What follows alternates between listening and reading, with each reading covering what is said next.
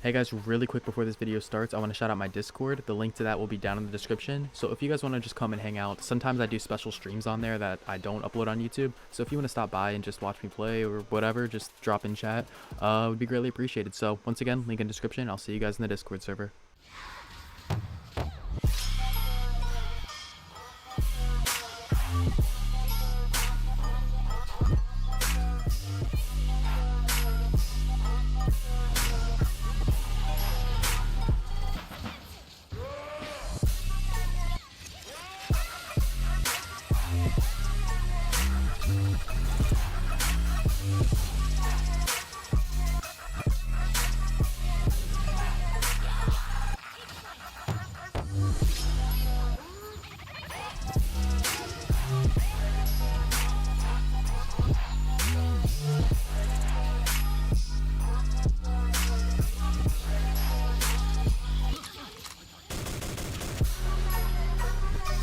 Hey guys, welcome back to the channel. In today's video, I want to be showing you guys my AYAKA build.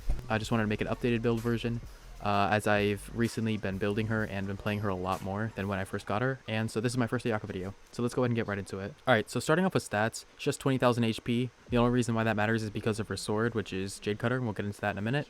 Her attack is 2,110, 79% crit rate, 232% crit damage, and 61% cryo damage bonus. For her weapon, Primordial Jade Cutter, I believe, is her second best in slot at the current moment. Obviously, the first one is going to be Mist Splitter Reforged. That is going to give you a crap ton of damage. But this is her second best option, so this one you never have to worry about critting, basically. This is a very good weapon, has high base attack, and it scales off your HP, which is a small and subtle attack bonus. But overall, this is still a really good weapon on her. Skyward Blade is surprisingly also really good. The reason why this weapon is so good is because of the energy recharge, and you get an increased movement speed and attack speed after you're done using your Q.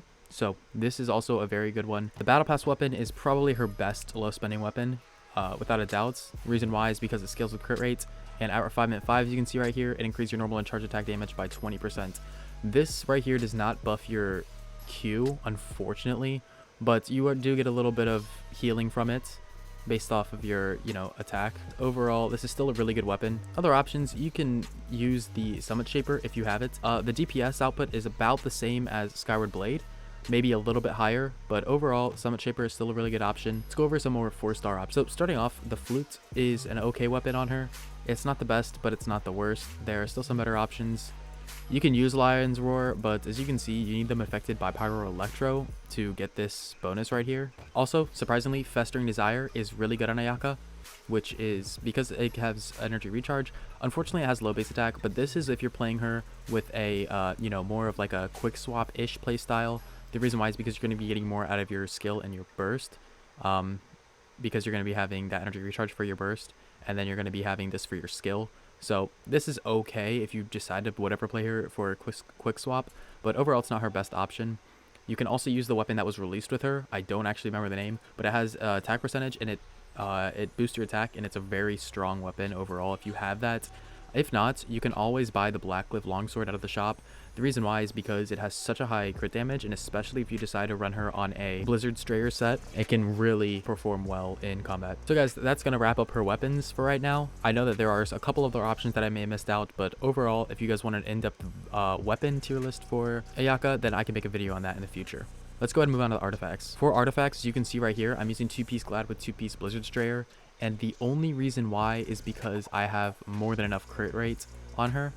But generally, the set that you're going to be wanting to run on her is going to be the 4-piece Blizzard Strayer. The reason why is because you get 20% crit rate if they're affected by cryo, and if they're frozen, you get another 20%. And also, if you have double cryo in your team, if they're affected by cryo, you get another 20%. So overall, you're getting a bunch of crit rates from this. This is definitely her strongest set by far, but because I'm using the Jade Cutter and it has such a high crit rate value, we actually don't need to put that set on it, so we're actually getting more out of the 2-piece Glad by getting a little bit of extra attack. But so yeah, her number one best set is going to be Blizzard Strayer, unless you're using Jade Cutter or something like the Black Sword, where it gives you a crit rate bonus and you have generally enough crit rate. Then 2-piece Glad, 2-piece Blizzard Strayer is going to be sufficient for Ayaka. There's a couple other sets that you can throw on, like you can throw on a 2-piece Blizzard Strayer with 2-piece Wanderer's Troop if you want to for a little bit of elemental mastery, or you can throw on a 2-piece Blizzard Strayer with 2-piece Emblem set if you want to have her burst up a little bit more. But overall, with this specific build that I'm running with the team comps, I don't need a whole bunch of energy recharge. We have a little bit, but we don't need a lot as we have a cryo battery for her. But if you do choose to run her in like a swirl team comp or something like that, you're definitely going to want to focus a little bit more on energy recharge, since you're not going to be having a battery in your team. As you can see, she's at Constellation 0. Overall, she has a couple good constellations. Constellation 1 is pretty good. So basically this one decreases the cooldown of your E after you deal normal charge attacks to opponents. As you can see, this one, after you use your Q, they will decrease their defense. So this is also a very good one. And then this last one is just ridiculous. Your normal charge attack damage is increased by 300% every 10 seconds. C1 is alright. I would not personally pull for Constellations unless you're going for at least C4. But if you decide to go for C6, then these constellations right here are mostly worth it. The other ones are basically just, talent leveling. This one's okay as well, but overall, nothing to write home about. As you can see for her talents, she's 8, 8, and 8. And as you can see from this damage showcase, she's putting out really high numbers even without being crowned or even being at level 9 for that matter. She has some nice scalings on her normal and charge attacks. And her E skill has very high scaling as well. And then, as you can see, her Q is just ridiculous. It just has so much damage, and she's one of the very few characters that I can say is worth the 80 energy cost. So basically what this talent does is after you use your E skill, your normal charge attack damage are going to be increased by 30%. So this is just a small, increase, but it does help her out quite a bit. It's just, something subtle. It's actually a decent passive talent compared to some of the other characters. This one right here, once you come out of your E and you hit an opponent, so after you're done dashing, you can actually affect the opponent with cryo. And what this does is it restores a little bit of stamina, and you get 18% cryo damage bonus, which is really good. You definitely want as much cryo damage bonus on her as possible. But overall, that's it for her build, her constellations, and everything for now. But so yeah, let's go ahead and get into some general combat and some team comps and how to play Ayaka herself. So basically, there's a couple things that I want to show you about Ayaka, the way she functions. You do actually have to learn her dash, and you have to catch iframes a little bit better with her because she functions similar to Mona. After you do that, as you can see, her attacks are fused with cryo, which is very nice for her because you want as much cryo damage on her as possible. So as you can see, it lasts for a few seconds and then it wears off and her attacks go back to, physical attacks. But as long as you can keep dashing, and this is something to keep in mind, I would say probably after the double swords hit, then go back and dash again, just to make sure that you have cryo infused with your sword at all times. That last dash just honestly takes a very long time, and it's kind of hard to work around. But overall, if you want to jump out of it, you can, and then dash out of it. You can get 2 of them out, or you can E out of it and then keep doing attacks. But overall, yeah. So you definitely want to keep her sword infused with cryo at all times. Otherwise, she's going to be missing out on so much damage. So because of the way that her dash works, you want to hit an enemy before you actually Q. And the reason why is because you're going to be getting that 18% cryo damage bonus, and you want as much stacks on your Q as possible. So honestly, she deals a lot of damage either way. It's a little bit of damage, but honestly, you want to be making as much out of her DPS as possible. So overall, that's what you're going to be wanting to do before you Q. Just make sure that you dash on them first, and then obviously if you're in a swirl comp, you'll swirl it and then use your Q. But let's go ahead and get actually into party member setups, because honestly her playstyle is super easy and she's very easy to control as a unit herself. Alright, so getting into her party setup, this is my current party setup, and the reason why is because it just gives her just about everything that she needs. As you can see, she has a shielder, which is Zhongli. She is getting this cryo resonance, so if they're infected by cryo, you get to 15% crit rate, which is really nice. Well, the reason why we're running Rosaria is because we lack a little bit of energy recharge on Ayaka, so we need a cryo battery here. It doesn't necessarily have to be Rosaria, but it can be any cryo member that you want that can actually help her out. Xiangyang's not really a good cryo battery because it takes forever for him to E.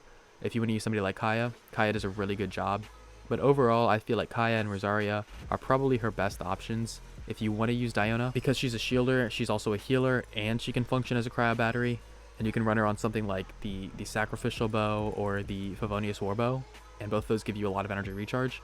As long as you're catching the particles with AYAKA, she can function really good with AYAKA. Unfortunately, I don't have her built, so I'm not able to run her in this team comp.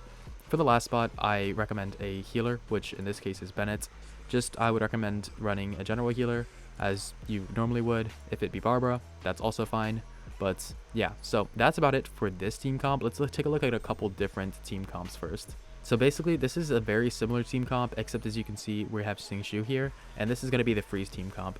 Especially if you're running her with something like Blackcliff Longsword or Mistsplitter Reforged and you lack a little bit of crit rate, you can keep enemies frozen and you can put her on a 4-piece Blizzard Strayer set, and you can get the 40% extra crit rate off of that, keep them frozen with Xingqiu, and then yeah, just never have to worry about crit rate and just stack a bunch of crit damage on her and she'll deal really high numbers. This is also a party setup that I can recommend on her, and the only reason why is this is going to be the reverse melt party setup. So basically the way that you want to play this, which you've probably seen in my showcase, is you want to infuse Venti's Swirl. Well, first of all, you're going to want to swirl Cryo so you get the 40% resistance to Cryo.